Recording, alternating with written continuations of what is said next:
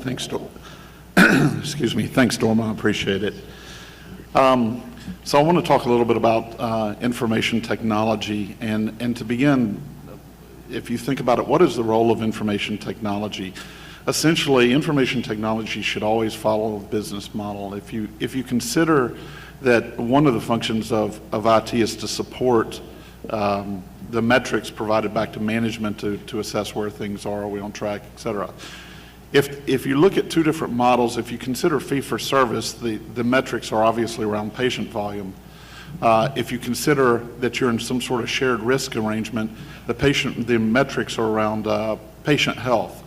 Those are two different things, not driven by IT, they're driven by the business model itself, and so IT needs to follow that. As Stuart and Dr. Love mentioned, having IT in place and systems in place that span your organization, especially if you're coming together from various groups, it helps to ensure that you meet those tests of the FTC to ensure that your group is operating as a group and not as independent providers. So there are a couple of concerns around integration of systems.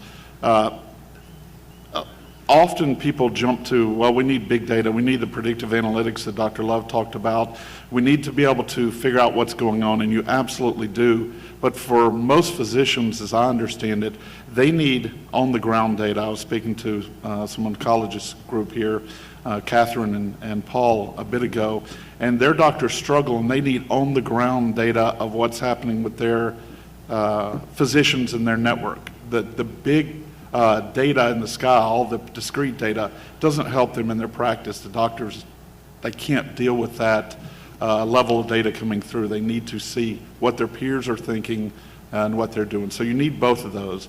And keep in mind the big data, back to that side, you need that sort of data for obviously finding out your sickest patients, but also to comply with, for example, with ACO measures and ensure that you're following everything there and following the quality that's required. One thing to keep in mind is beware of integration promises. At this point, the vendor offerings with regard to integration are still immature. They're uneven in their implementation. Some of them support standards that exist more or less. Some of them implement automation around sharing of data more or less. And so just be careful and make sure that whatever you're doing and whatever the vendors are promising, you're seeing it in action before you actually buy into what they're saying. And certainly if you're rolling your own, developing interfaces and maintaining those are a challenge, and they're maintenance headaches depending on how they're done. So the biggest warning here is be sure, and we'll talk about this in a moment, be sure that your return on investment is matching the challenges that you're facing integrating these systems. As I was saying, you've got a couple of options to address the clinical integration concern. You can certainly try to get all the doctors on the same system. If they're coming from various groups and various systems, it can be a challenge. So you need to make sure that there's a catalyst for those physicians to have an interest to invest their time, their energy, and deal with the pain and the change that they're going to have to deal with. And again, you can integrate systems, but again, it's costly. Whether it's done by the vendor or internally, that's a challenge all the way around, and it is costly. So as I said, there's no easy solution here. You just need to make sure that the business that you're entering into provides the revenue, provides the funding to implement these different systems and evaluate alternatives to ensure that the functional requirements are met. Where IT can help is as patient health is considered in a risk-sharing arrangement, for example, there's likely ways that automation can be implemented to help facilitate that on an ongoing basis. And IT can help with that.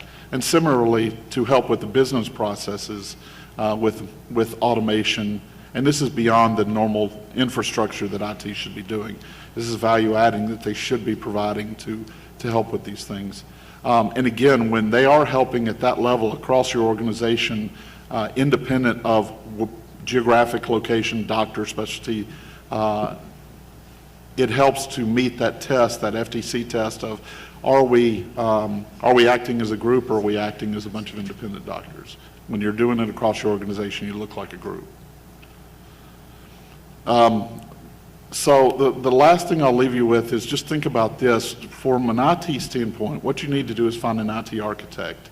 That's someone who understands your business, understands what you're trying to do, and they obviously need to understand IT, but they've got to have the concept of what you're trying to do in mind, or they won't be successful. They'll just implement systems instead of implementing roles, organization, looking at the way that the metrics are pulled. How are we going to ensure that the data is right? How are we going to ensure that management has what they need? Those are all questions that can only be answered if somebody understands the business. If they don't understand the business, they won't ask those questions or won't be able to deliver solutions to management. With that in mind, I'd like to turn it over to Dr. Kim Dunn, who's going to talk to you a little bit about telemedicine, medical home, and patient engagement services.